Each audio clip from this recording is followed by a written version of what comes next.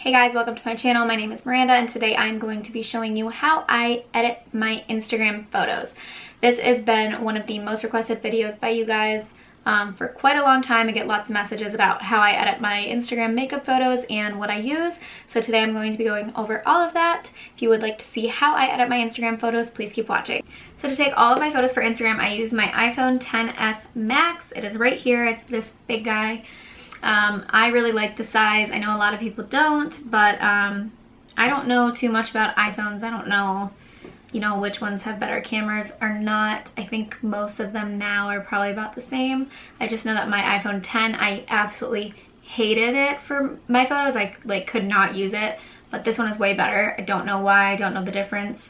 But yeah, anyways, let me get started. So I'm going to press the screen record button and I'm just going to take you through how I edit them.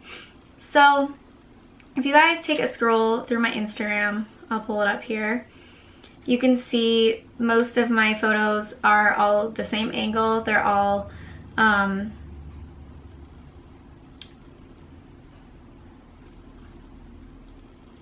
do a lot of color. I'm sure a lot of you are familiar with it if you're here, but yeah, this is basically what most of my photos look like. Just figured I would show you guys. So for this style of photo, I use flash photography in a dark room. I cannot stress this enough. Being in a light room with flash really does not work. I'm usually in a dark room. If it's daylight, I just turn all the lights off. If it's too bright in here, I will go into like a darker hallway or close the doors, whatever I need to do to make it as dark as possible. I use flash photography. I just turn my phone and I use the little side button, and that's how I take it. I take tons. So if you go to my camera roll here, you can see here's all the ones that I took today. So first thing that I use when I am picking the photo that I'm going to be using, I go through the ones that I took, I favorite the ones that I like, and so that way they're saved in the favorites photo. Then I go through my favorites and I narrow that down based on the ones that I like out of that. Then once I have the one that I'm going to be using, I go right into Facetune. So Facetune, this here is the photo that I'm going to be editing for my Instagram page, and this is also the one that I'm wearing now and the one that the tutorial was up for. So to edit this, first thing I always do is I do skin smooth. So I go here, I go to smoother. A lot of people don't do this. This was my biggest mistake when I was first starting out. Also, I use Facetune too. I don't think I said that. I use smoother just for my forehead. Very lightly will go over it. And then you can see there's this bar here. You don't want to drag it all the way over unless you like that look. Some people really like that overly smooth look. I like my skin to still look like skin. So I just bring it up to about here. You can see before and after. Make sure I don't have any on my brows. Then I'm going to go to smooth, and I use smooth for down the bridge of my nose, my cheeks, up around, and you can kind of see the area. I do that there, and then I bring that down a little bit. I am going to erase on my highlighter because I don't want that smooth out. So yeah, I'll bring that up quite a bit because it's not as intense as smoother. So then we're going to save that. Sometimes you do a lot and the app kind of glitches out, so you gotta be patient.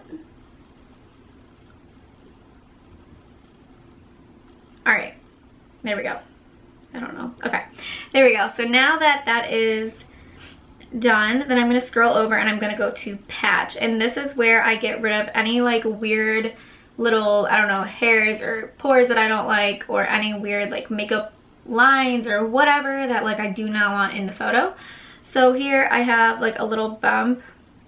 I'm gonna get rid of that. That's the one thing with highlighter and any sort of texture and flash photography, that mix will show things on your skin that you do not even see in real life. So for example, I always zoom in up on my brow bones. I always make sure that I get rid of any of my hairs on my face around here, because the flash shows literally everything, even hair that I cannot see in person. I just shave over it with a little face razor because it looks so bad in photos, but I can't see it in real life. So I make sure I do that every day. See if around my brow I have a few little hairs here. Got that little guy here.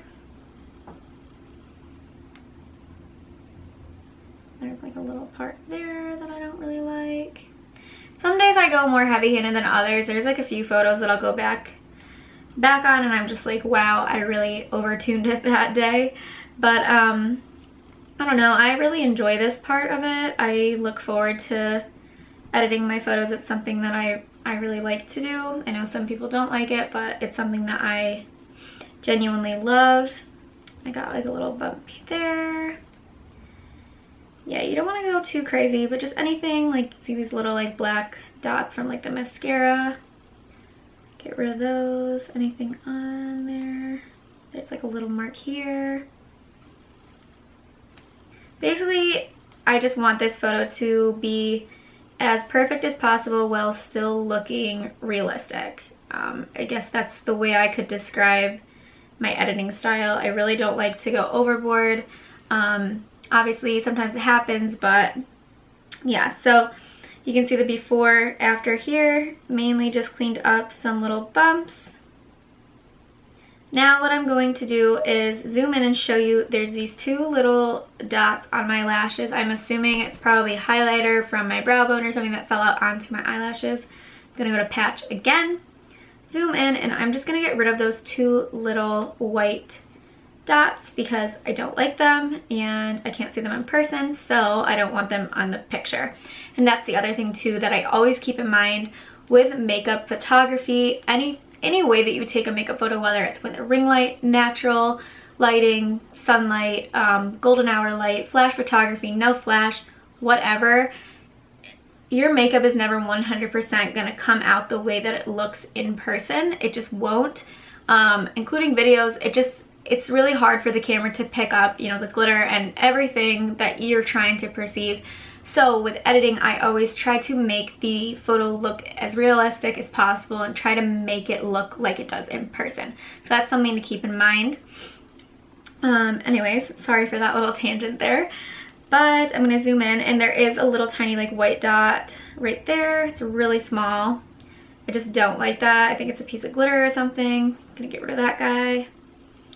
And yeah, that looks good to me. So we're gonna save that. Before, after. One thing that I always do too is I always go into paint. Excuse me. I go to paint, zoom in, and then I fill in the lash line here. And the reason that I do that is because with flash photography, it really separates my natural lashes from the false lashes, and I don't like that look. I don't like that you can see where my natural lashes are. So I kind of bring it up to the middle. You can see before and after. I just like the fullness it gives, and it kind of brings it back to what it looked like before the flash got involved. So yeah, before, after, before, after. I think I'm going to go in and smooth out my forehead just a little bit more in this section. It looks like the concealer got a little bit clumpy through there. I'm just going to use normal smooth for that. That looks better to me. One other thing I'm going to do in this photo is I'm going to darken my eyebrow. I don't always do this, but depending on the photo, I like to. And if you can see how in the eyebrow here, it looks pretty shiny from the light. I'm assuming that it's because I was hot and my dip brow wasn't completely dried down. So I'm going to go and I just use the little picker tool and pick a color, and I'm just going to fill in my tail just a little bit. You don't want to do too much, and you also don't want to pick a color that's like way too dark or it won't look natural at all.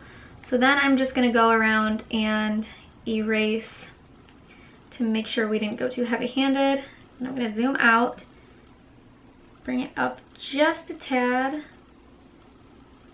and then you can see where it's on the skin. So that's what you want to get rid of.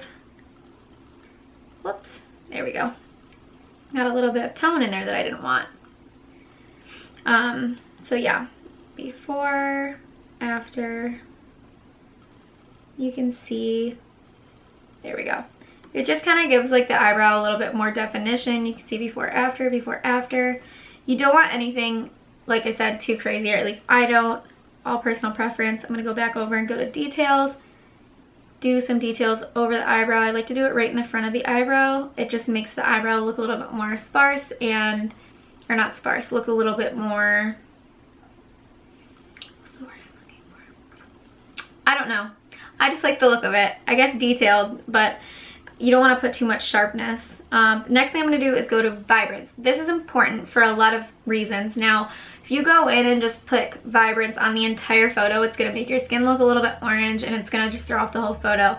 In Facetune 2, I don't know about Facetune 1 because I don't use that app anymore. There is a Vibrance tool. Now, it's very strong, so you never want to use it like all the way up because it just looks completely fake. But you go over, see how you can see if you like put it down, it's really strong. So I like to bring it just up a tad, a little bit more than that, so you can see the before and after. It just brings out the orange a little bit of the yellow, but doesn't completely change the photo. Before, after, before, after. That looks good to me. One last thing that I'm going to do today is I'm going to brighten up my highlight a little bit. I go to glitter. I'm using white today, and we're just going to go right over what we have highlighted, and then we're gonna bring it down just a tad. I'm going actually to erase the one on the brow bone just because we have so much highlight up there today, we really don't need it. There we go. Oh yeah, there's the before and after of my photo. I do have one little tiny bump that I do want to get rid of now that I'm looking at it all together. This one here.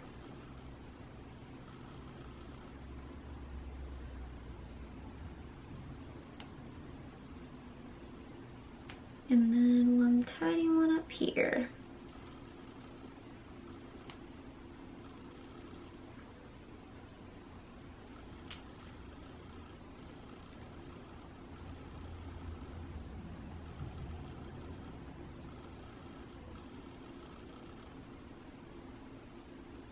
Now we're going to go out and I'm going to go to VSCO.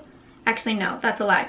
We're going to go to all photos, the one that was saved, edit, and then I go to crop it, and I always use 4:5 for the ratio of my photos, and I just kind of play with it for a second to see what I want my photo to look like. This is the ratio that I always use to upload all of my Instagram photos.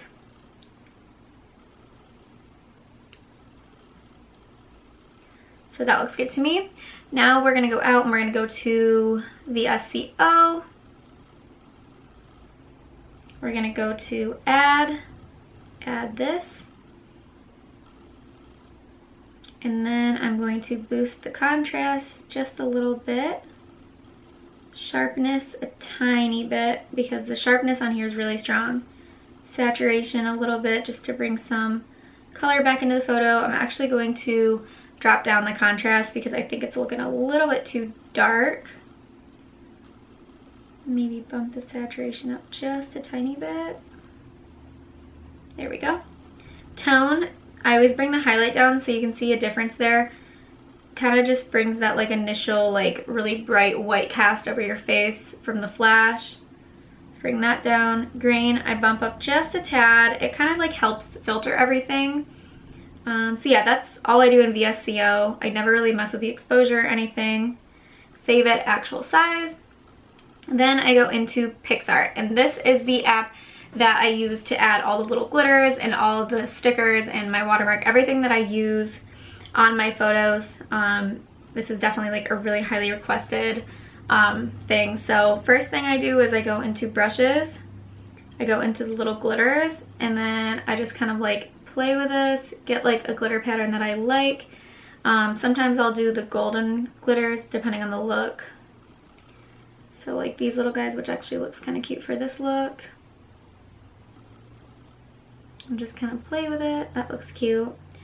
Another thing you can do is go to stickers. So these are some stickers I've like looked at or used, which is click on one and I can just show you. You can drag it, you can, you know, turn it, you can do effects on it, and like, you know, change the colors, all of that. There's a lot of things you can do in this app if you learn how to use it. So I'm not going to add any stickers today, but that is an option. So click on the, if you just hold on the photo, it will show you the before and after.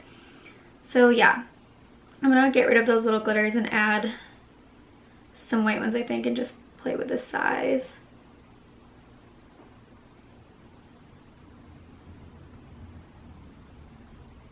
Usually takes me a minute to like pick a pattern that I like. There we go. That's cute. Next, I'm gonna go into text and I'm gonna write my watermark at Mira X Glam. Check. And then I go over to this color. Try to use neutral colors. Zoom in, and then I just place it right above my eyebrow. Place yours wherever you want.